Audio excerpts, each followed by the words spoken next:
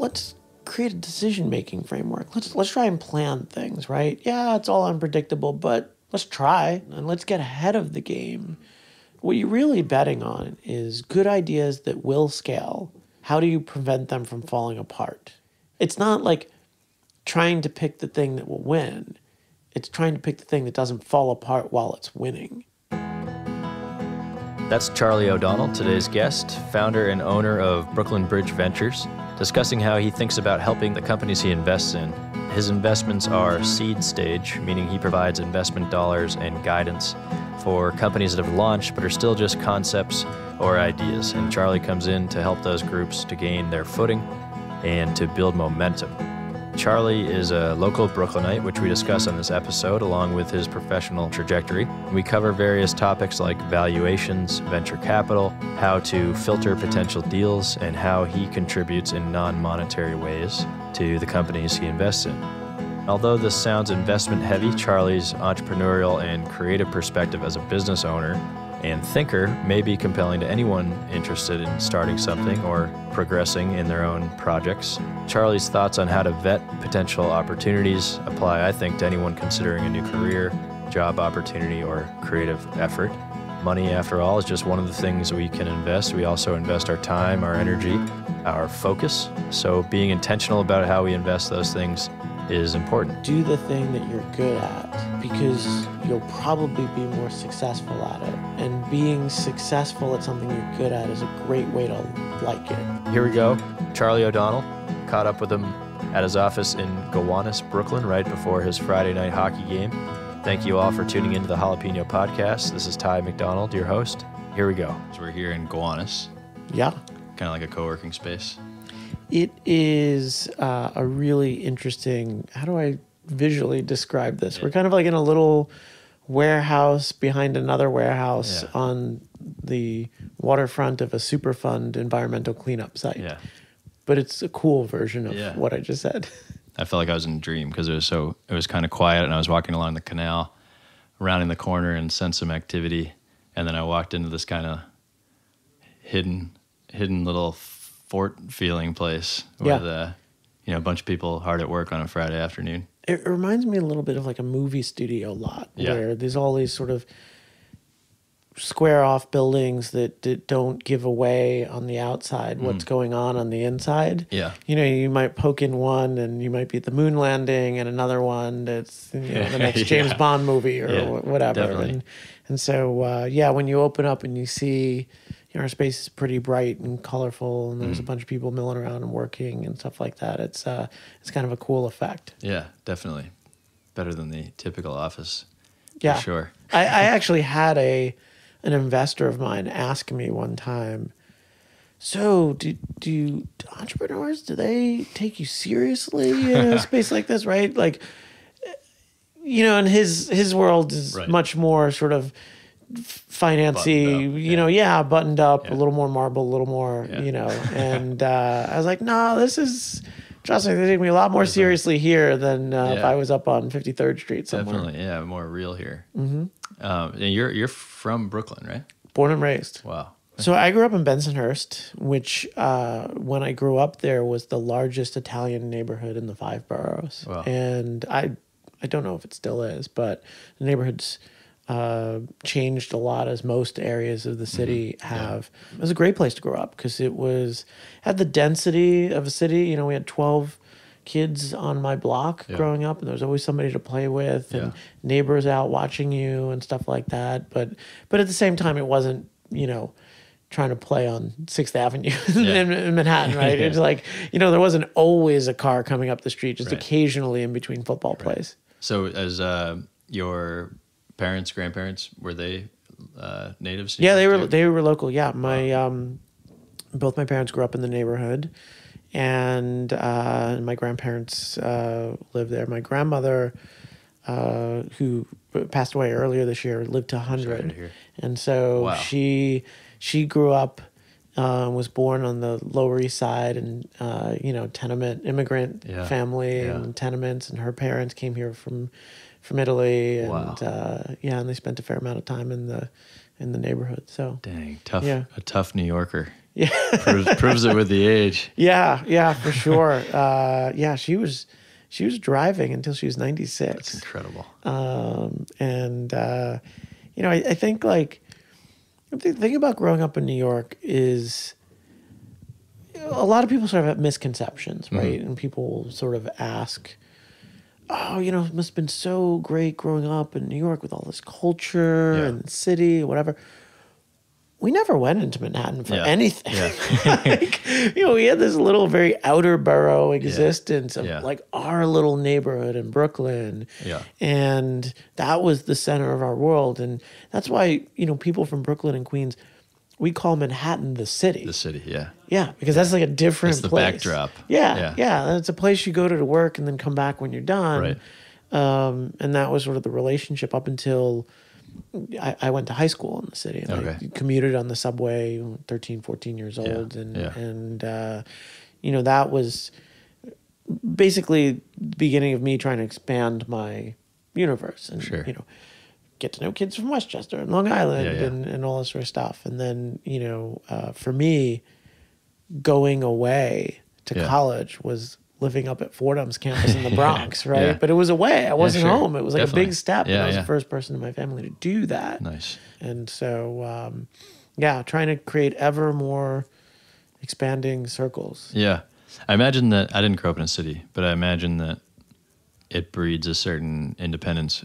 Independence is an interesting thing when you talk about sort of generations. And there's this really unfortunate infographic I think I saw one time of this family, and I think it was like at 8 or 9 years old, how far each successive generation was allowed to go. Oh. And so it was like the great grandfather could basically like go all the way to the river or whatever, right? And that was like a few miles down the road, and the father could go like up to the road or Yeah. whatever, and the son could basically stay on their farm, right? And then the son's kid couldn't leave the house or whatever. And there was these like shrinking worlds for people. I think it's sort of unfortunate. And, when I grew up, I think there was just this sense of like the neighborhood would take care of you. And so, we knew our neighbors. If I went out to play, my mom would know that the retired people next door were sitting out on their stoop and would sort of generally watch us. And then one of the reasons why I got into cycling was because for me, the bike was freedom. Yeah. There was a moment where I was allowed off of our block with the bike. And then you could go anywhere at that point. Then it was like, you eat lunch at noon, you got to be back for dinner at 5. Yeah. In a 5-hour time period, that's a big radius Yeah, for a kid on sure. a bike, right? Oh my gosh, yeah. And we had no cell phones. Yeah. No way to look up maps. Yeah, yeah. And we, Do and- whatever you need to do. yeah, and me and my friends, we'd get lost and find our way back, and without phones. And I just think back of like, I can't believe my mom just let us go. Yeah. And just Yeah. assumed we'd come back, I know, right? yeah. Man, the bicycle is the great symbol of freedom. Yeah, It's like the yeah. first sniff you get at. For sure. Doing And there's a your own lot of thing. things that, we figured out Yeah, over sure. time. It's like, I got a bike flat and I don't know where to go. Like, Right. who do we ask? Yeah. Yeah. That's a thing that at some point you're going to figure out who to trust and who Right. not to. And I Right. think it's unfortunate that like kids grow up not knowing that Yeah. skill until much, much later. New York City is becoming a much more bike friendly environment. Every time you turn around, there's a new bike lane. That's and- good to hear. And other cyclists in the street, which is really Yeah. the thing that makes it a lot safer. It's the numbers game. Definitely. It's a really nice way to get to know the city Oh, for sure. and just to experience the city. It's much different, obviously, than riding a subway. But, even than riding in a car, it feels more enchanting. I'm really interested in, you growing up around here and like you were into cycling. Like what else were you doing? Wiffle ball. We played a ton of wiffle That's ball. the answer. Wiffle ball and football were basically like summer and winter. That was, in terms of like what happened on our street. Yeah. Those were the two big My things. brother and I used to play wiffle ball all day. Yeah, it was a ton. We used to keep stats. Yeah. And and we had we were very particular. You know, the thing about growing up in Brooklyn and playing is that your field is a bunch of inanimate objects Yeah. that you sort of proxy for Sure. different things, right? Like a double is off the Right. apartment building. or Right, something. exactly. So pretty active, it sounds like. Yeah, for sure. Was there anything growing up business related, or like, I guess, when did you know, or when did you have a sense that you might be, have an idea of what you wanted to do as a grown up? Yeah, so first of all, when you grow up in New York City, Wall Street looms large. Yeah. Right? Yeah. And particularly in my neighborhood, the most ambitious people went to go work on Wall Street in some way. These hustling stockbrokers were the guys, Those are the right? guys, yeah. And so the idea of playing the stock market and that's where success for was always sort of a draw. Yeah. And it's also the kind of thing that's like, it's somewhat accessible, right? It's a section of the newspaper Yep. that comes to our house. The evening local news that you watch has the, minute segment on what the Dow did. Yeah. And, Yeah. it was part of our, it was part of my awareness. Right. But I didn't really know like sort of what went on there. And so when I went to college, I sort of thought, well, I'm going to do investing, and I'll probably be a finance major. And part of my college decision was, well, if I'm going to do something related to investing, then it makes sense for me to stay in New York. Like, why would I leave New York to go study that? And I also, in high school, I really lucked out with this unbelievable internship at the General Motors Pension Fund. And one thing I think is always been a useful, I don't want to say skill, but just an inclination for me is to just ask what's possible. And so never to accept, like, oh, I got handed, everybody gets 3 internship interviews and picks from the 3. And I just very politely asked, I said, hey, I'm not thrilled by any Yeah. of these. I heard you mention a General Motors business administration related internship. Right. What is that? Is that possible? Like, and so the person said, oh, yeah, maybe they, somebody else is interviewing for that, but maybe they'll take 2 people. All of a sudden, a new door opens. Yeah, a new door opens, right? And then I got an interview. They decided to take both of us, and it was amazing. Nice. Good for you. GM's the largest corporate pension fund in the country. Yeah. They have a wholly owned asset management subsidiary where they invest in everything from real estate to venture capital to stocks and bonds, whatever. Some of the smartest investment people, and not just smart, but like thoughtful, because they have a fiduciary responsibility to the pension holders to do the right thing long term, and Right. it's a very academic kind of environment. Unbelievable learning experience. And I stayed there for 4 years. Nice. 8 years rather. 4 years as an intern, but then I wound up getting my first job out of them, Yeah, right? so you interned throughout college there. Yeah, so I did this internship. So the first ask of what's possible was, hey, is there another internship, right? Then, I did that February until June, and I really liked it. But the default, and interns do this all the time. Oh, well, internship's over. Done. Thank you. And they walk out. And I was like, hey, so I kind of need a job over the summer. I was working in a mailroom the summer before on Wall Street. My brother helped me get that job. But, there's not a future in that. Yeah. Would you keep me on? I'm doing other people's work. Yeah. They don't want it back. I'm cheap relative to everybody else here. And they said yes. Nice. So they hired me over the summer. Yeah. And then the summer after that. And then I started working during the year, mix it in with my school schedule, and it turned into a full-time job. So I could have very easily just walked out. Yeah. Like 99.9% of the college interns do. Right. if I hadn't just asked what Right. was possible. Right, what's possible. And your ask is asking for the opportunity to contribute. Right, You know, you're right. not asking them Right, I'm not to asking give for a you any- favor. Right, yeah. I'm asking to do work at a cheaper rate than the person who was doing the work prior, Right, right? right. So that's you bring up an excellent point, because I always tell companies who are fundraising, they always think of fundraising as like asking for money. Yeah. And I was like, yeah, but like, who got the better end of the deal of the early Facebook investors and Uber investors? Like, granted, doesn't always happen that Right, way. In right. fact, it rarely happens Right. that way, right? But you always have to think of it as you're offering something Yeah, too.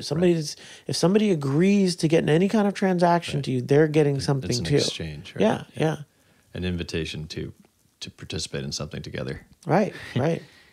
and And- sometimes people will get offended if you don't ask. Right. Right. And I've had that experience, right? People say, "Well, why didn't you come to me when you had your first fund?" I said, "Well, I don't know how much money people have, or Yeah. whether it's an appropriate thing for Right. you or whatever." So, I think it's important to be unafraid to ask. Worst comes to worst, somebody says no. Right. And then you're in the same spot you were before. Yeah, exactly. Yeah. I like that. I think that's a very important note. And I interviewed recently a guy who owns a fish market near where I grew up, and I used to work for him in college. And he just one of the hardest workers I've ever seen. He getting up at 4 a.m. every day. He's almost 50, and he's works his butt off, and he's the man. And he was talking about how he's in the process of renovating the building that he owns, his retail space, and how he was going through the. He's not a lawyer, he's not a real estate person, but he created plans, and he went to the town, and he got the support, and all of a sudden he gets a call that's, "Oh, you actually can't do this because you need 12 parking spaces, and you only have 4, sorry." Which is an example of where someone might say, oh well, Yeah. dream's over, But he did, he just dug in, he said, well, I'm not going to take that as the final answer. He dug in anyway. He found the bylaw. In fact, that's not a rule, and now he's moving forward. But the lesson there, and he kind of brushed over it. But I was like, let's hang there for a second, because Not everyone would do that. not everyone would do that, and most people would say, oh, that they quote told me no, and so it's too hard. I'll just stay where I'm at Yeah. and accept that closed door. But if, like, to your point, well, what's possible, and let me find out for myself before Sure. I take it. And let that be the final, verdict. The point is not to break the rules; it's just to do your homework so you can find out it actually is a rule, that the no is a real no, or if it's just And someone's some opinion. rules are better. Like, sometimes breaking is okay. Right. Right? Sometimes it pushes the limits of what's possible. It's where creation happens. But there's a balance. Right. Right. And fundamentally, I like to think that there was a reason for the rule in the first place. Right. That it wasn't there. Right. to Maybe that reason constrain. doesn't exist anymore. right. But it's at least worth acknowledging. Yeah. Oh, that was put there. Let me take the moment to figure out if that's still an issue, Yeah. and then why, and then Yeah. see if we can sort of address it that way.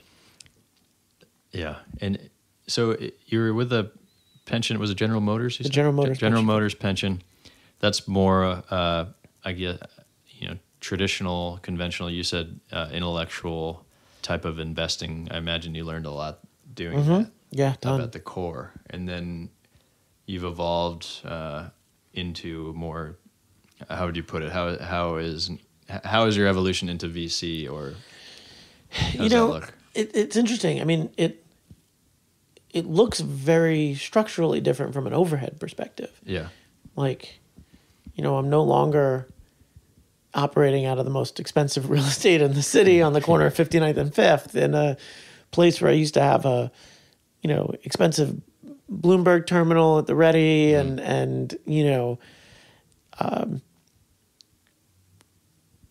the amounts of money we used to think about. We had a $2.5 billion venture portfolio.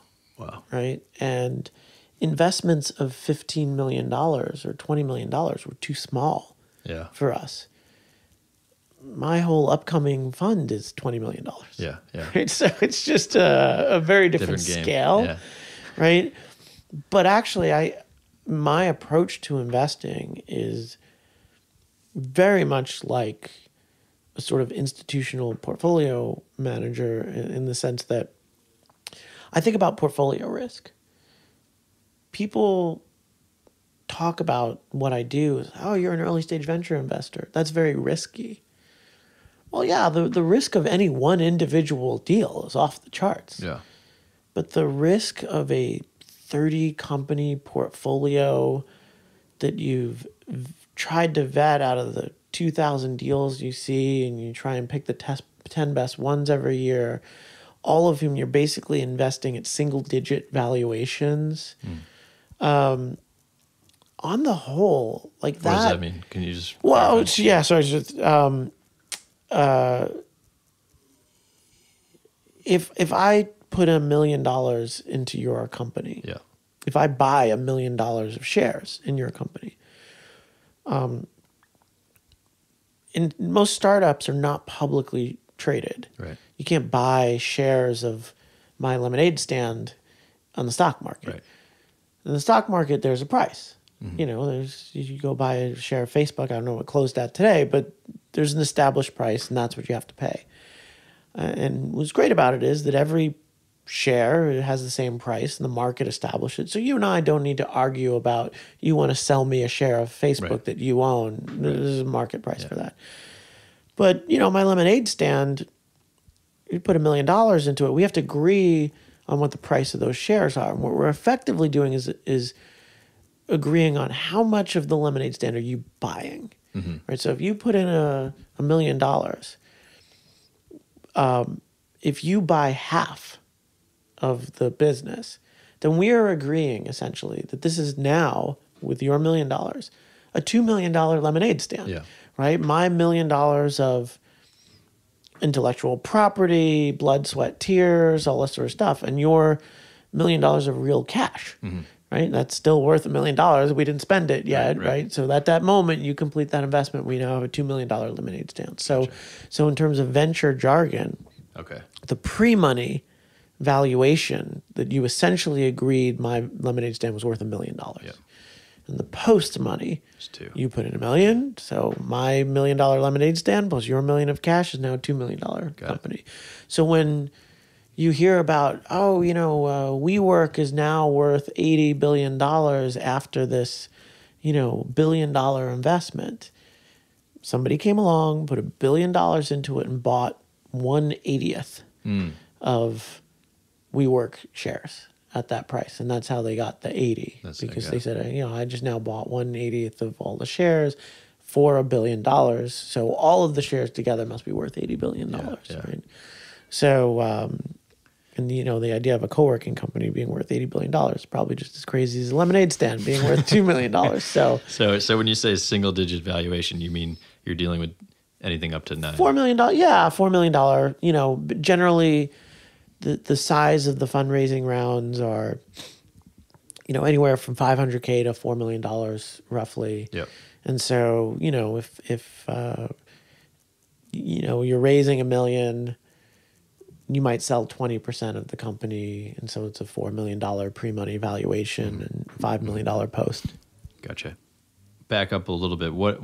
How did you get into VC venture capital? What was appealing about it initially when you first broke into that? It's a little bit just random that the full-time job that I wound up getting was in the venture capital and private equity group, because it literally just happened to be the only opening, right? And I would have taken just about anything. I wanted to work there, and that's where the opening was. Yep. And so I joined the group, and I think very quickly I realized that so most of what we did was either sort of private equity or venture capital. And private equity meaning established companies that either get bought out, fixed up, repaired. You know, you go buy an existing bicycle company, and you say, hey, you know, this bicycle company, you know, the Uncle Bob is the CFO. He's doing an okay job, but Yeah. he's not real sophisticated, Yeah. right? So we should maybe, give him a package and replace him. And we're still making the stuff locally, and we can make it cheaper somewhere else. We'll improve that. And boy, this company doesn't know how to market itself. It's got a really great product. Let's improve that. And we could really, if we owned this company, really improve it, right? And the venture capital people will come in and say, hey, we invented this new phone, this new device, this way of doing heart surgery that's never been done before, all that sort of stuff, right? Just as a young analyst on the team, the venture was always so much more interesting to me. I don't want to close that plant in Kansas and send it off to some other, country or cut or, you're not making anything, right?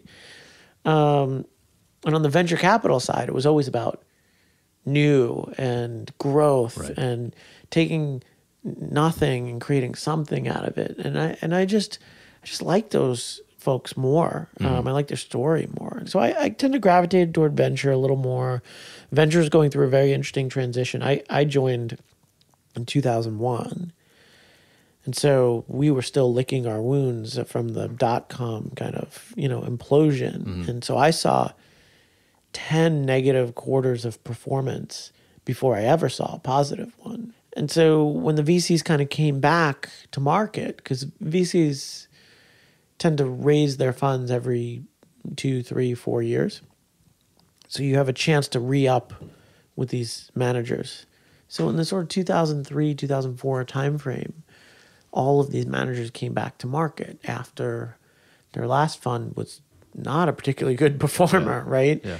And this was a very interesting intellectual exercise of which of these is venture capital still viable?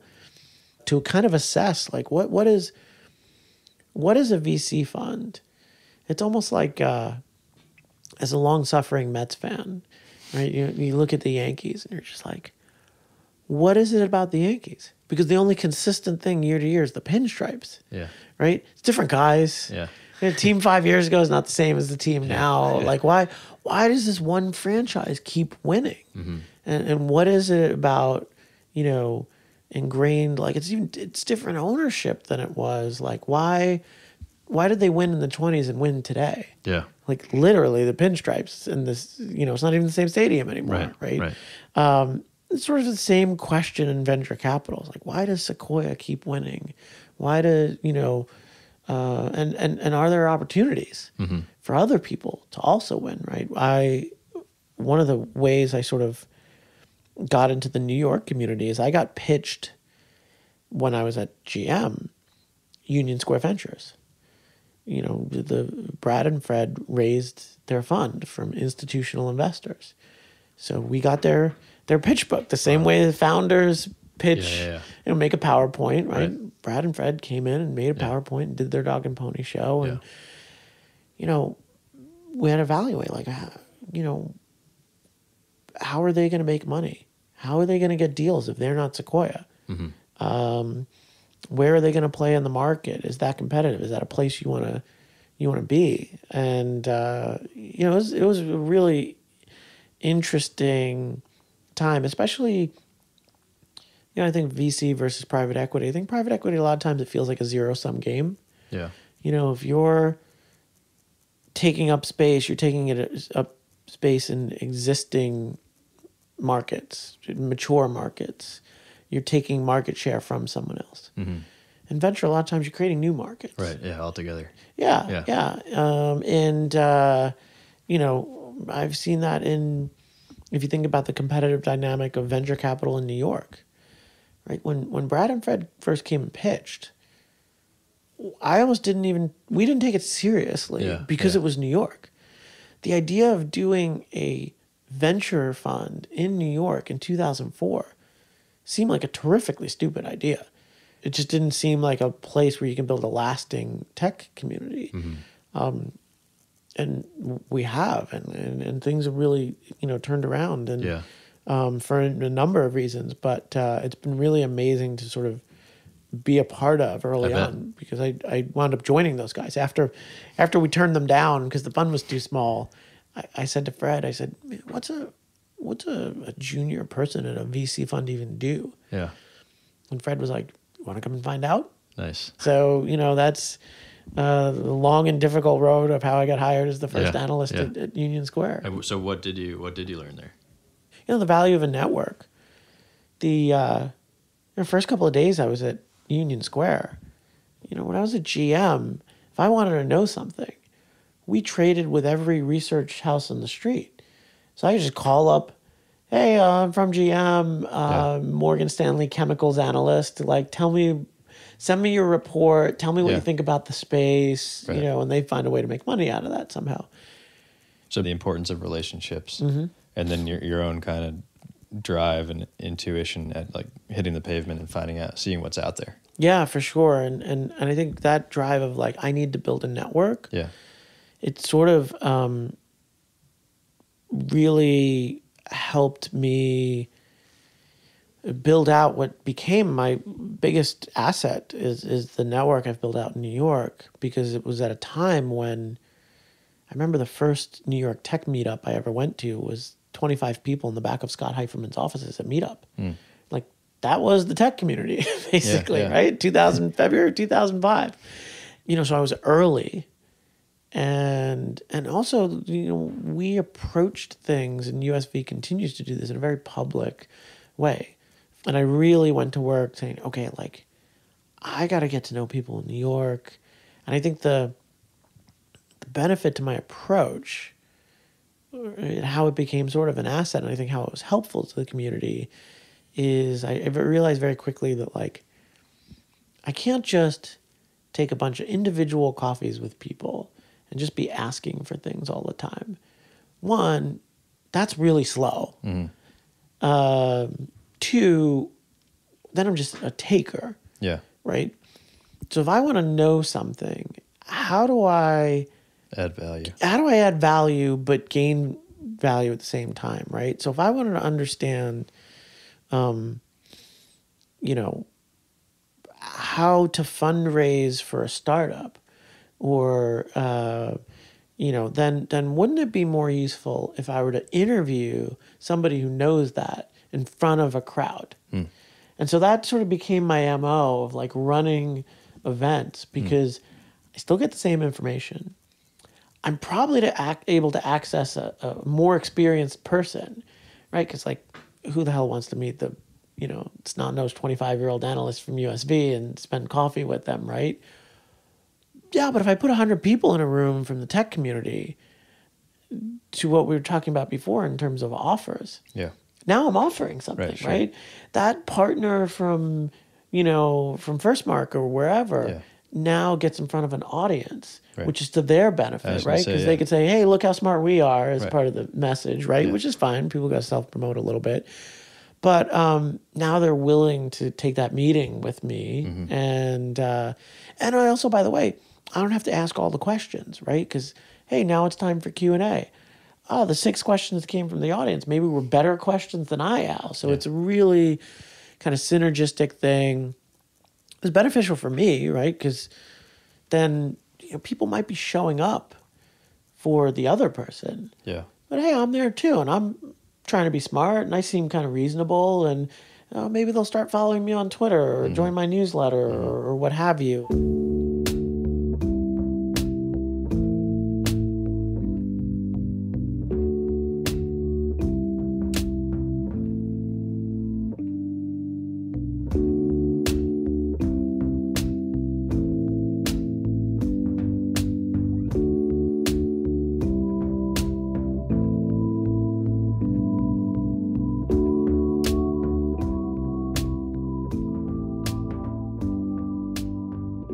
So when you're going out there, you're looking for deals. Your approach is early stage, before there's other investments, and I would imagine that's a much bigger risk. We talked about on an individual deal. On an individual deal, there's less proof of concept. Sure. So you're making a wager on the the person or the idea that you determine is worth it. Right, but you're also going in at a cheaper price. A cheaper price because you're taking Right, you're not paying for much. right. So There's not much to pay for, rather. yeah, exactly. And so what I'm fascinated by the the types of people that start businesses or even think about starting businesses and take it to the point where they're actually trying to raise funds.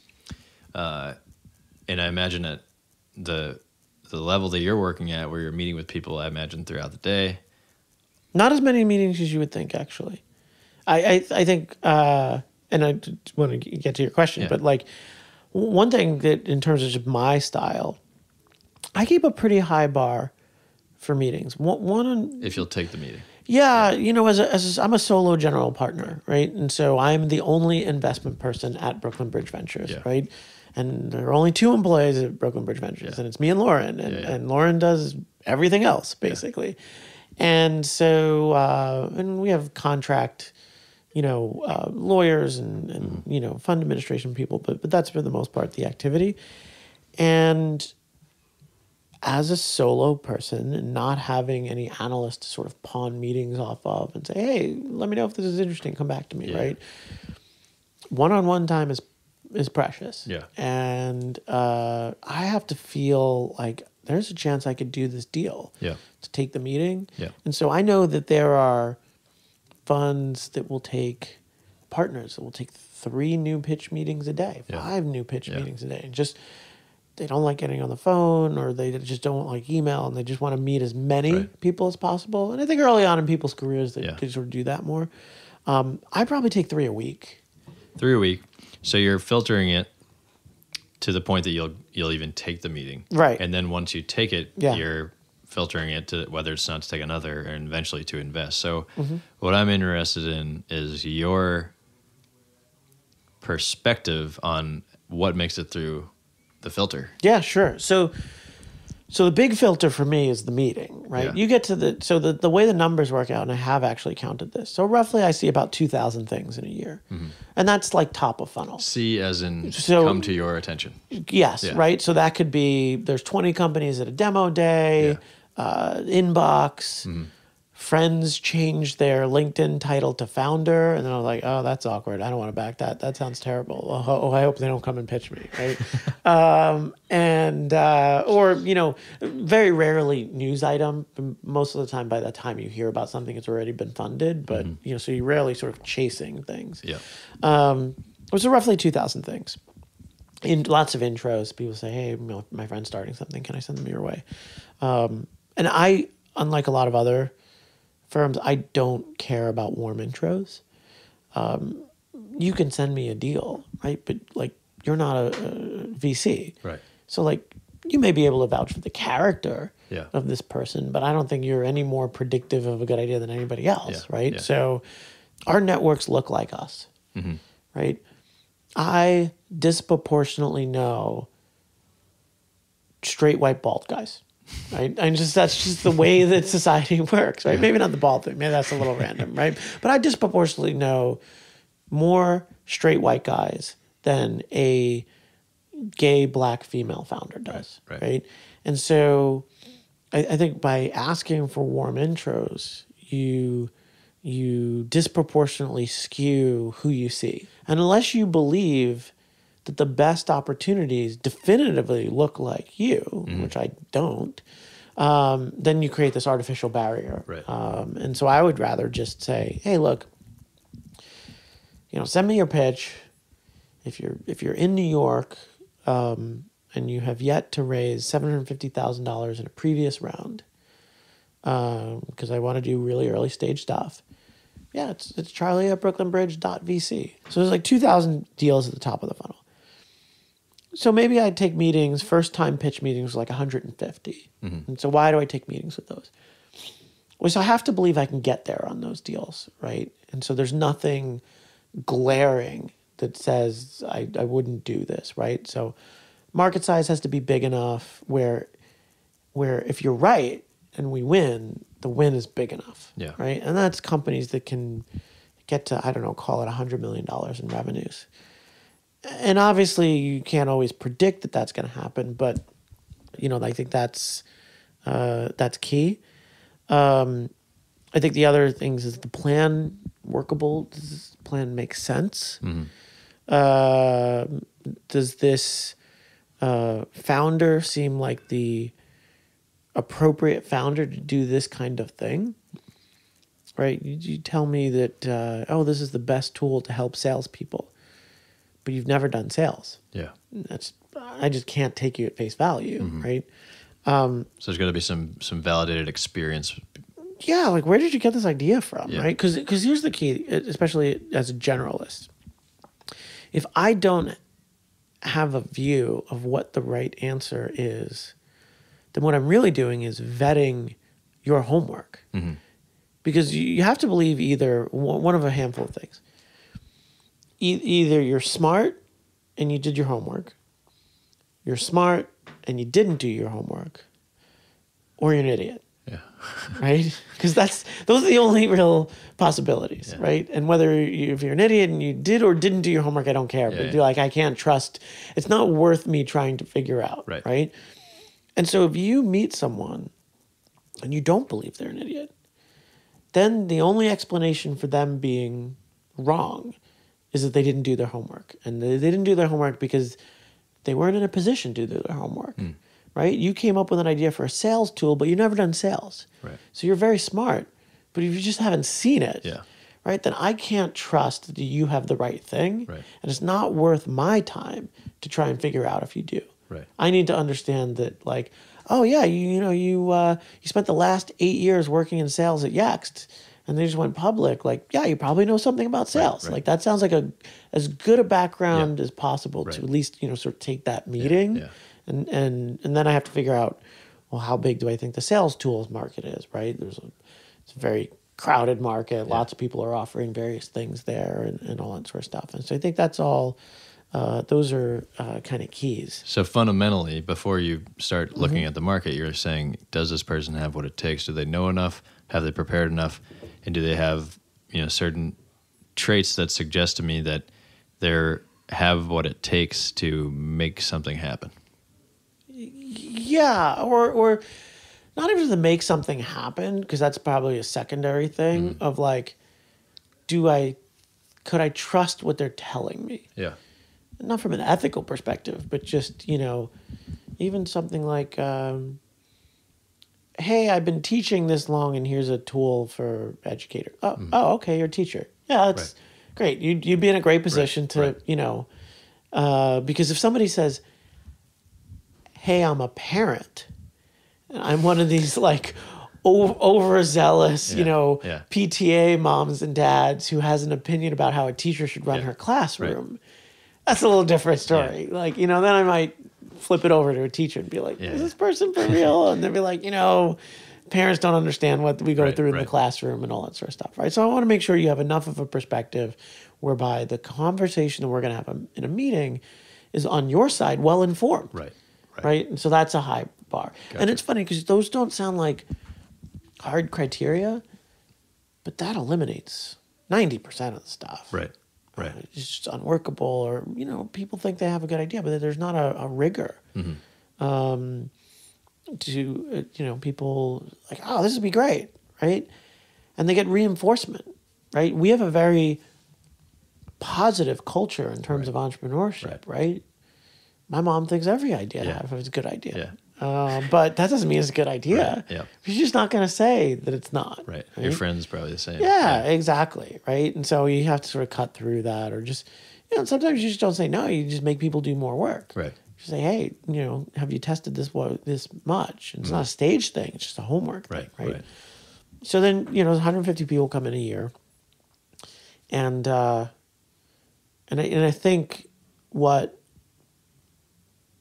I probably do real work on like 30 of those. So about 1 out of every 5, I'm like, wow, I like that. I get this. And it held up. Yeah. Actually, because every one of those deals that I take a meeting with, I think I could do this deal. Yeah. Right. And a lot of times it falls through in the meeting. The founder's just awful. There's just been people who have come in and you're just like, oh no, this guy's not backable. Yeah. And, just because they're rude or obnoxious or, they start saying things and this legal betting thing. Like, are you allowed to do this? Well, you're not really allowed, but who's going to see? I was like, Right. Okay. Well, I'm not, your ethical scale is not the same as mine. Right, And right. we can't work together. Right. You want to be proud of the thing you're investing Yeah, in. exactly. Right. And so, maybe I didn't do the legal check when I got the pitch, but now that I'm thinking about it, I was like, oh, hey, maybe is this a legal thing? And, Right. That's when it, falls down. And I'd much rather have somebody say, well, here's where the law is. Here's the gray area. Here's where we think this is moving. This is why I'm okay with it. And this is why we're not. Oh, okay. Maybe we're pushing the boundaries a little bit, but you're consciously pushing it. And this is you explain to me your ethical true north as to why this is okay. Yeah. That's fine. Yeah. Right. I can make that bet. So I think that's okay. So you cut down to the 30, right? And I wound up doing about 10 of those. And Per year. Yeah, per year. And I think the hard part is a lot of those 30, I'm sort of 7 out of 10 excited. But 7 out of 10 excited is not enough. You really need to be like 9 or 10 out of 10 because you really, it's so hard. Right, that you really have to be really psyched about it. And what's the difference between the 7 and the 10? That is a hard one, right? And the 7 out of those 30, I would say, someone's going to fund them. Yeah. And so reasonable people will disagree on right. which deals are backable, and you could be totally wrong. And you get down to that, and you're like, they're backable. It's probably not a dumb idea to back them. Right. And I could be wrong or I could be right. And there is a high degree level of uncertainty. And I'm not sure.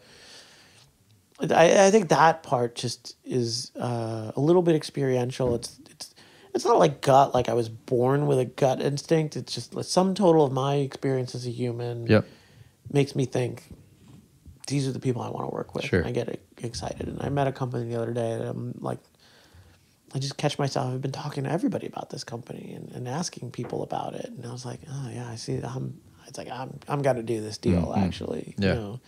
What makes me do that versus something else? I'm not totally sure. Yeah, that's cool. That's interesting. And then once you do decide to go forth and you're investing your own money and you're also raising money from others, and then you're the decision maker on that fund, you invest in the lemonade stand. Charlie O'Donnell is the lead investor. And then what happens from there? Yeah, so depends on the investor. Yeah. Some people just write the check Yeah. and just say, hey, let me know if you need help. No, some people don't even do that. Right. They say, here's a check, knock yourselves out. Let me know if I need to sign anything. And there are people who have the view that you pick the right entrepreneurs and they're going to take care of themselves. Yeah, and, right. that 99% of the value is driven by just the pick. Yeah. Are you in the right deals or are you not? Yeah. Right.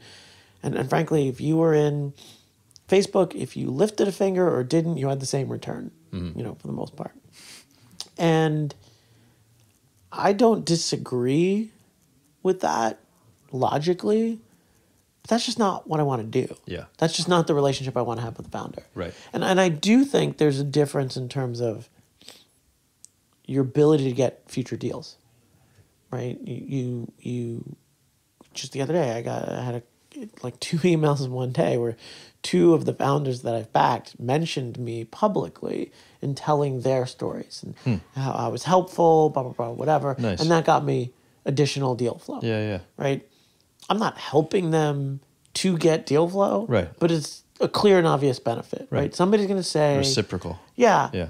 Charlie wrote a check. He not only believed in me, he followed it up and spent a lot of time and was helpful. Yeah. So that is a clear benefit of the business, but it's also just... I think some people just have sort of they call it the hospitality gene or whatever. It's like, I have a desire to help people out if I can. Yeah. I get a lot of personal satisfaction out of helping somebody do something. Yeah. And that,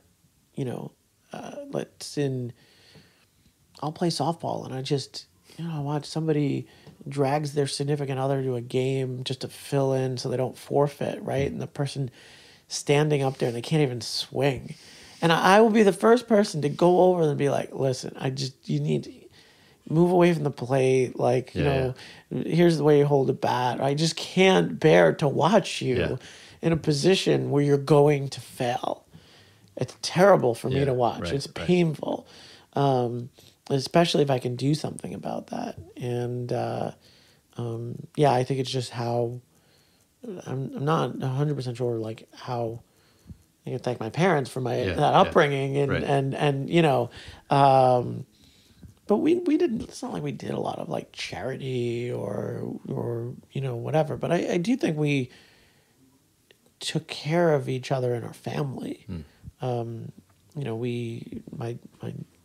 grandfather had Lou Gehrig's and my uncle had a disability and so there was just a lot of like family care that it just was like, no, that's what you do. You just take care of people.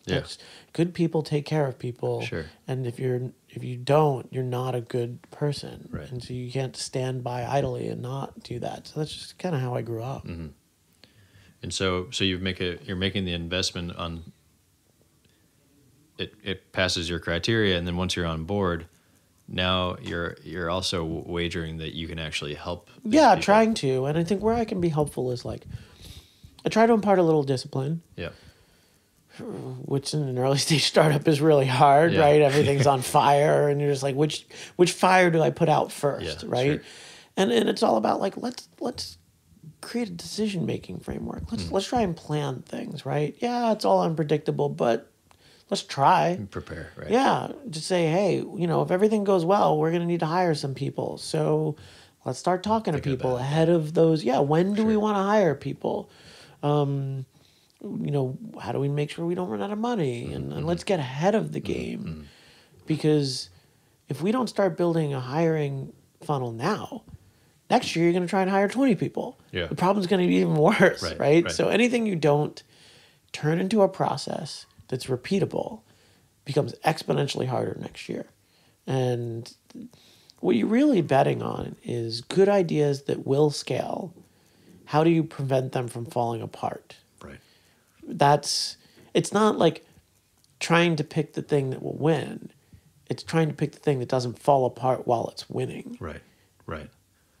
Which will rely on reliable processes. Mm-hmm. And people and hiring and, all of that sort of stuff. Yeah, just people think of startups as chaos, but the goal as an entrepreneur is reducing the chaos is actually, and I think, a lot of times, especially when people go to try and work at startup companies, they think, I'll pitch myself as a jack of all trades and flexible and all. I was like, no, they don't want that. Yeah.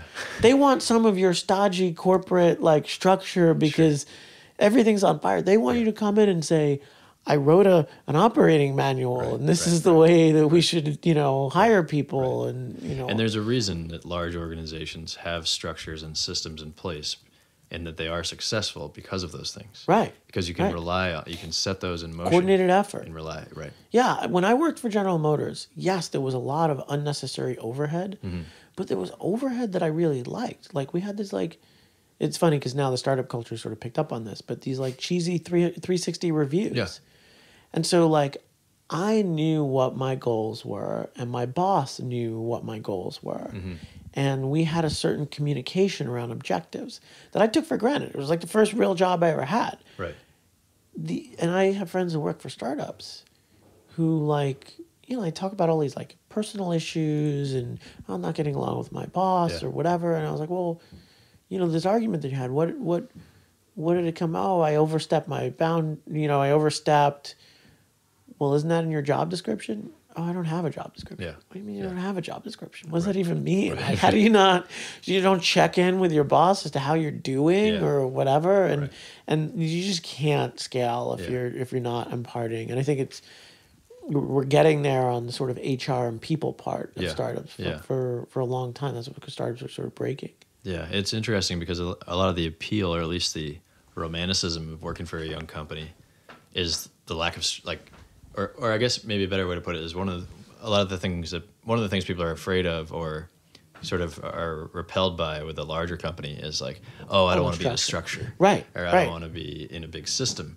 But in fact, if structure is a byproduct of discipline and sort of forecasting potential problems, then that's actually making you much more spontaneous, giving you a chance to be spontaneous and free and intentional about your choices. Intentionality, that's a big one, right? Is whatever, we're going to have to make some decisions. Yeah. And no decisions is still a decision, right? So whatever we do, let's be thoughtful about it. Yeah. And I think that's really key. Let's go into this well-informed and let's have it, come from a certain strategy. Sure. And so you provide that kind of insight, that advisory, plus obviously the funding. And when a deal that you've invested in doesn't work out, is there always a clear lesson learned? Is that something that can you look back and say, oh, I see what I did wrong? You know why it didn't work. Yeah. Sometimes there's causal reasons, right? Like I know this didn't work because the founder didn't execute this. Mm. The founder didn't execute this, then it's debatable. Like Yeah. why were they unable to create a product process with product market fit?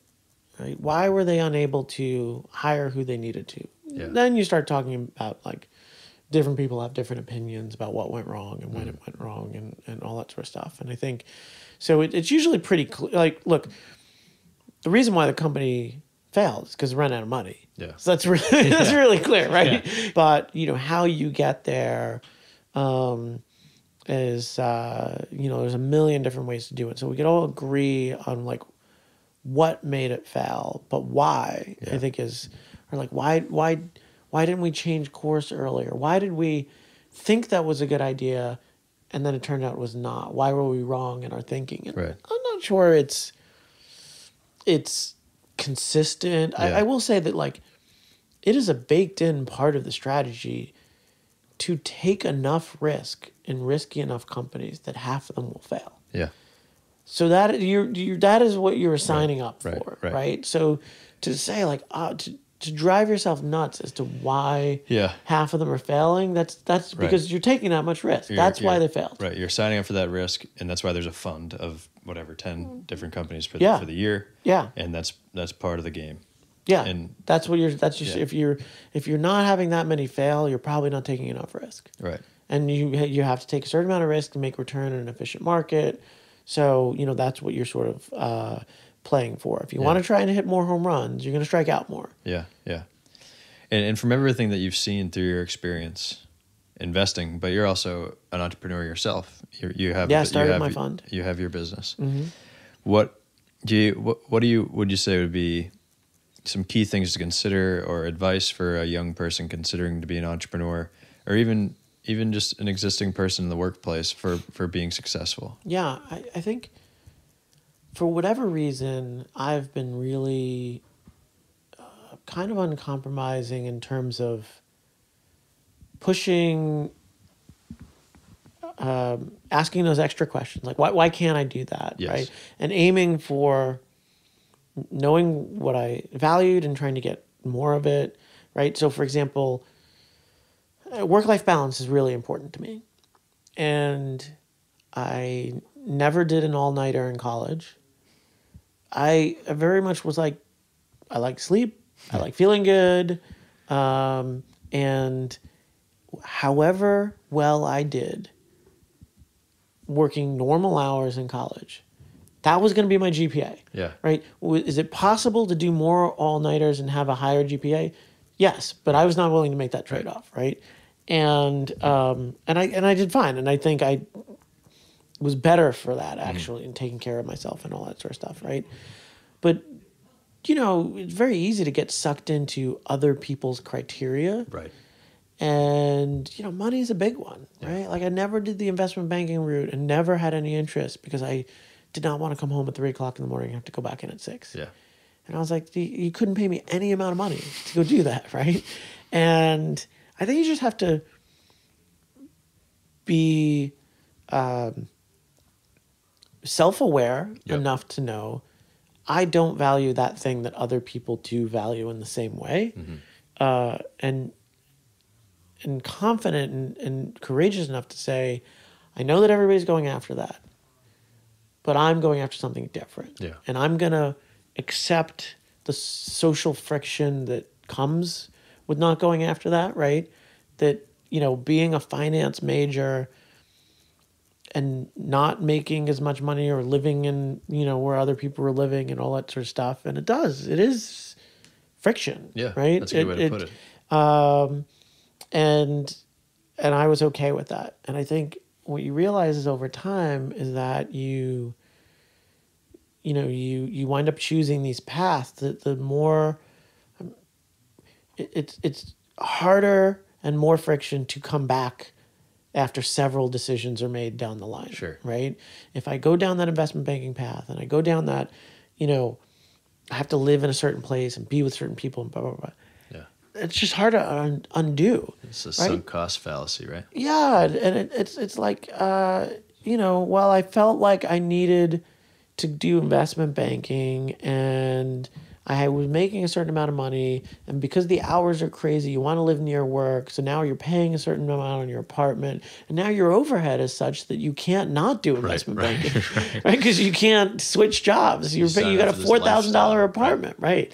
And it's not impossible to tear that stuff down, but it becomes harder and harder over time, right? And I think that's been really key is that like. I have a $15 million fund that I'm investing out of. My next fund will be 20. And, people ask, well, how do you make money on a fund like that? And I was like, well, yeah, I probably make on an annual income a third of what partners at, other $150 million funds make. But I also make more than my parents ever made combined. Yeah. My dad was a New York City fireman who created a little small accounting practice out of our basement, right? Yeah. And he has a couple hundred returns. Right. And, my mom, worked in the school system as a paras or a teacher's aide. And so I didn't grow up with all this. So I'm not used to it anyway, right? It sounds like you thought more about the type of life you wanted to lead and the type of work you wanted to do, and then formulated a situation around that. Yeah, exactly. Anything else you want to add? Any advice to aspiring entrepreneurs other than think about the life you want to lead? Yeah, I think that's incredibly important. I think you want to lean into what you're good at. Yep. There's been a lot written about how do you figure out what you want to do? How do you pick? And I think I really do believe in do the thing that you're good at. Mm-hmm. Because you'll probably be more successful at it. Yeah. And being successful at something you're good at is a great way to like it. Sure. Right? Yeah. As opposed to trying to pick which thing you like. Right. Which is hard. And also if you like it, then the day-to-day, the work is going to feel good because you're getting better at it. Right. Rather than forcing yourself to do something that you're not that good at, you probably won't like it, you'll get frustrated, but you keep kind of banging your head against the wall. Yeah, I've had people ask me about, you talk to people all day, you take meetings, whatever. Oh, what a nightmare.